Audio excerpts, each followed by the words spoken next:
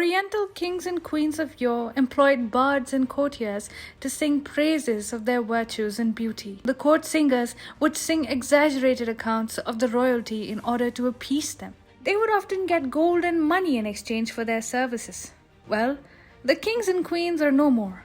It's the people's rule in China. After all, that's what communism claims to represent. It's another story that people can't think freely, act freely, talk freely, or even vote. But there are some lucky ones who flew over the cuckoo's nest, and they are singing their hearts out, and they aren't respectful of the current rulers of China. They are roasting them and likening them with cartoon bears. Hi and welcome to TFI Global, the foreign affairs and geopolitical analysis arm of the TFI Media Group. I am your host Shubhangi, and in this video I will tell you how Chinese singers are roasting the CCP in general and Xi Jinping in particular. Let's begin. Chinese President Xi Jinping fears a lot of people: his political rivals or the Shanghai faction, the Chinese youth, the tech and edutech entrepreneurs, English teachers, private tutors, and even singers. Yes, singers are the latest addition in Xi Jinping's hate list. The Chinese Communist Party is now censoring two overseas singers, Malaysian Chinese singer and songwriter Nammy Wee and Kimberly Chen, an Australian Chinese singer. Their fault?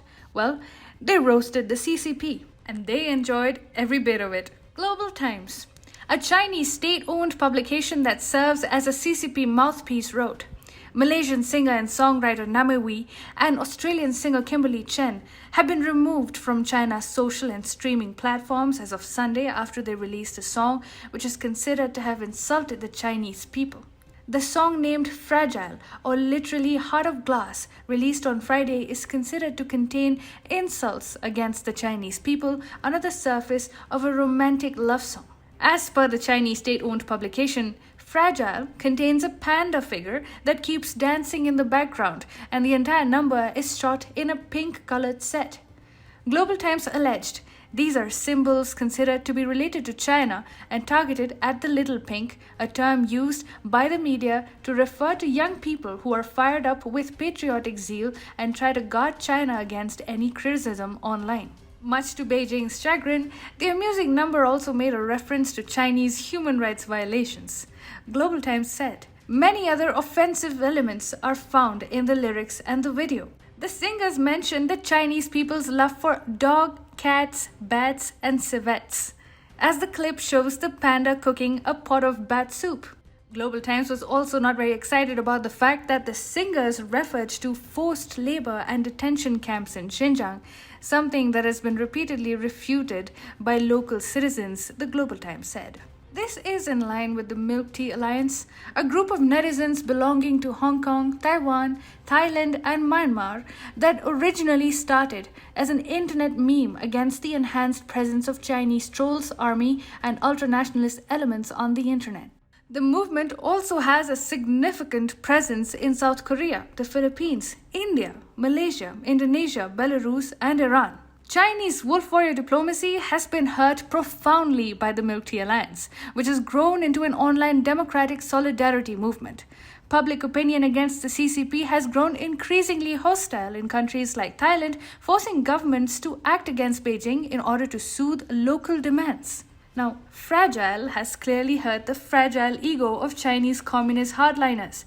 This is why they decided to remove Nammy Wee and Kimberly from Chinese streaming platforms.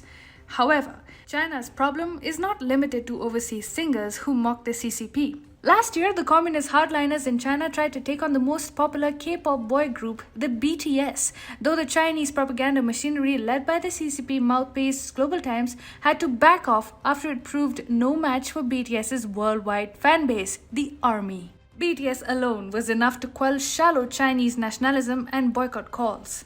Yet it is clear that CCP fanboys won't listen to BTS. In fact, Chinese communist hardliners don't want to listen to gay singers either. Recently, the ruling Communist Party of China set its eyes on celebrity culture comprising quote-unquote overly entertaining things fueled by quote-unquote sissy idols and effeminate men. The National Radio and Television Administration of China recently issued an 8-point plan that called for quote-unquote further regulation of arts and entertainment shows and related personnel. The Chinese Communist Party has now banned these artists from being broadcast on TV and asked its media to promote revolutionary culture, broadening a campaign to tighten control over business and society and enforce official morality.